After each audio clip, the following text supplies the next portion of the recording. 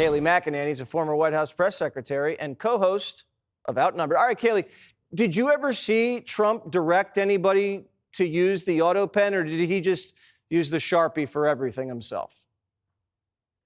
Yeah, quite the opposite.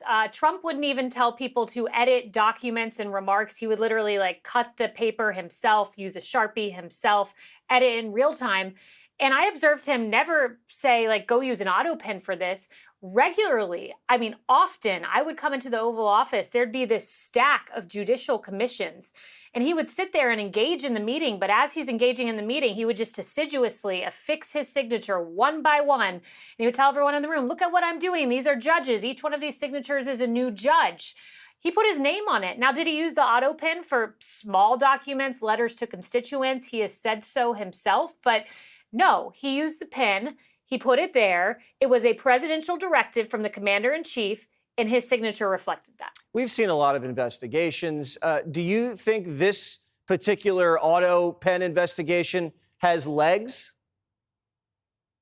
Without question, if Republicans decide to run with the ball that they have in their hands and run it to the end zone. So far, this investigation, I call it the nice letters. The nice letters asking the Biden officials to come in went out on May 22nd. It's June 3rd. Subpoenas should be flying off the shelves to these people. 1 year from today, Jesse, in the political timeline of Biden's presidency, 1 year from this month, the January 6th committee had conducted 1,000 depositions and interviews. They had 140,000 pages of documents. They were on the precipice of a primetime hearing. They hired an ABC former president to have a blockbuster investigative feature for the world to see.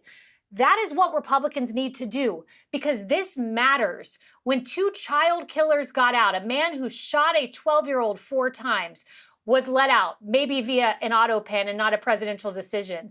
Another man who killed 2 girls. The border, apparently there was a day 1 directive from Biden to shut the border down, and it went out the window. And people said, where did it go? Who stopped the plan to fix the border? I'm sure Laken Riley's mom would love to know that answer. These are real people that lost their lives, lost their futures, and Republicans need to get their act together. Subpoenas should fly tonight. Yeah, because if you blew off a subpoena from the other party, they'd shackle you, like Peter Navarro. Yep, we saw that. CNN, if there is an autopen investigation, usually joins forces with MSNBC. If this autopen investigation gets going, how can CNN dismiss it after this tell-all exposed everything? That's just it. I've never, in my lifetime of observing politics, observed a situation where the liberal media has backed themselves into a corner. Yep. I mean, you heard Jake Tapper there saying, oh, well, when Fox News said something, I'd be more interested. I'd ask questions. No one remembers Jake asking questions.